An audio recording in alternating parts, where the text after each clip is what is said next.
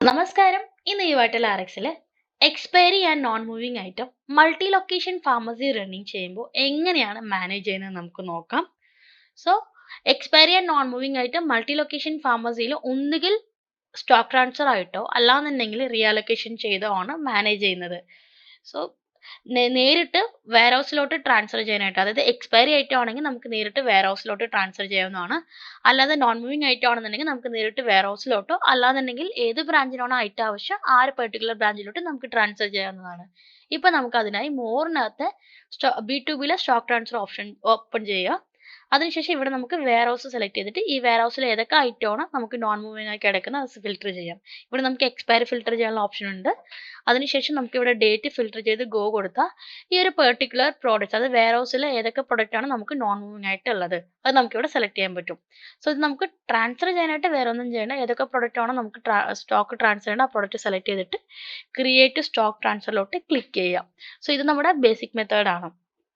ഇതല്ലാതെ തന്നെ നമുക്ക് റീഅലോക്കേഷൻ പ്രൊസീജിയർ ഉണ്ട്. സോ റീഅലോക്കേഷൻ നമുക്ക് എങ്ങനെയാണ് ചെയ്യുന്നത് നമുക്ക് നോക്കാം.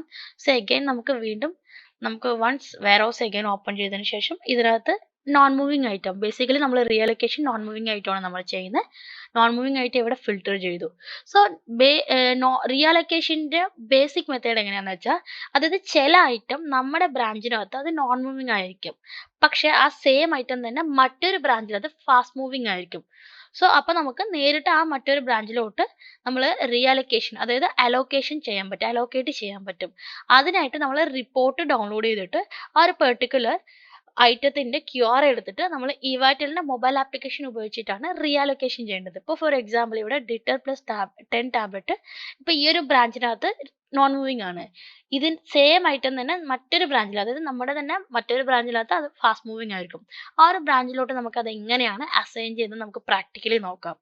സോ ആദ്യം നമുക്ക് മോറിനകത്ത് പോയിട്ട് ആ ഒരു പെർട്ടിക്കുലർ നോൺ മൂവിങ് ഐറ്റം ഏതൊക്കെയാണുള്ളത് ആ നോൺ മൂവിങ് ഐറ്റം നമുക്ക് ഡൗൺലോഡ് ചെയ്തെടുക്കാം. സോ ഇപ്പോൾ ഞാൻ അതിനായിട്ട് മോർ ഓപ്പൺ ചെയ്യുകയാണ്. ഏറ്റവും മുകളിൽ നമുക്ക് മോർ എന്നുള്ളൊരു ഓപ്ഷൻ ഉണ്ടാവും. അത് ഓപ്പൺ ചെയ്തിട്ട് റിപ്പോർട്ട് എടുക്കുക. ആൻഡ് റിപ്പോർട്ടിനകത്ത് നമുക്ക് സ്റ്റോക്ക് റിപ്പോർട്ട് ഉണ്ടാവും. സോ താഴെ സ്റ്റോക്ക് റിപ്പോർട്ട് എടുത്തിട്ട് നോൺ മൂവിങ് ഐറ്റം സെലക്ട് ചെയ്യുക. ഇവിടെ നമ്മുടെ ഡേറ്റ് അനുസരിച്ച് ഡൗൺലോഡ് ചെയ്യുക. സോ ഡൗൺലോഡ് ചെയ്ത് കഴിഞ്ഞാൽ നമ്മുടെ നോൺ മൂവിങ് ഐറ്റത്തിൻ്റെ ഡീറ്റെയിൽസ് നമുക്ക് ഇവിടെ കാണാൻ പറ്റും. ഇനി ഈ ഒരു പെർട്ടിക്കുലർ ഐറ്റം റീഅലോക്കേഷൻ ചെയ്യാനായിട്ട് eVitalRxന്റെ മൊബൈൽ ആപ്ലിക്കേഷൻ ഓപ്പൺ ചെയ്യണം. സോ നമുക്കിനി eVitalRxന്റെ മൊബൈൽ ആപ്ലിക്കേഷൻ നമുക്ക് ലോഗിൻ ചെയ്യാം. സോ ഇപ്പോൾ QR എടുത്തിട്ടുണ്ട്. ഇനി eVitalന്റെ മൊബൈൽ ആപ്ലിക്കേഷൻ ലോഗിൻ ചെയ്ത് കഴിഞ്ഞു. ഇവിടെ നമുക്ക് അക്കൗണ്ട് ഓപ്ഷനിലോട്ട് പോയാൽ താഴെ നോൺ മൂവിങ് റീഅലോക്കേഷൻ എന്നുള്ളൊരു ഓപ്ഷൻ ഉണ്ടാകും. അതിനകത്ത് സ്റ്റാർട്ട് സ്കാനിങ് കൊടുത്തു കഴിഞ്ഞാൽ ആ ഒരു പെർട്ടിക്കുലർ QR നമുക്ക് സ്കാൻ ചെയ്യാം. ഇവിടെ തന്നെ ഏതൊക്കെ ഫാർമസിയിലാണോ ഏതൊക്കെ ബ്രാഞ്ചിലാണോ ഫാസ്റ്റ് മൂവിങ് അവിടെ കാണിക്കും. അതായത് ആ ബ്രാഞ്ചസിൻ്റെ എത്ര കിലോമീറ്റർ ആണ് ഡിസ്റ്റൻസ് എല്ലാം തന്നെ കാണിക്കും. സോ പെർട്ടിക്കുലർ ബ്രാഞ്ച് സെലക്ട് ചെയ്തിട്ട് ആഡ് ടു ഡ്രാഫ്റ്റ് സെലക്ട് ചെയ്യുക. അതിനുശേഷം നമ്മൾ വെബ് പേജിൽ പോയിട്ട് ആ ഒരു പെർട്ടിക്കുലർ, അത് സ്റ്റോക്ക് ട്രാൻസ്ഫർ ഔട്ട്ലോട്ട് ക്ലിക്ക് ചെയ്ത് കഴിഞ്ഞാൽ നമുക്കിവിടെ നമ്മൾ ക്രിയേറ്റ് ചെയ്ത ഡ്രാഫ്റ്റ് ഇവിടെ കാണാൻ പറ്റും. സോ ഇപ്പോൾ ഈ ഒരു പെർട്ടിക്കുലർ ഡ്രാഫ്റ്റ് ഓപ്പൺ ചെയ്തിട്ട് നമുക്ക് എഡിറ്റ് ചെയ്യാനോ അതുപോലെ തന്നെ നമുക്ക് പ്രിന്റ് ചെയ്യാനോ നമുക്ക് പറ്റും.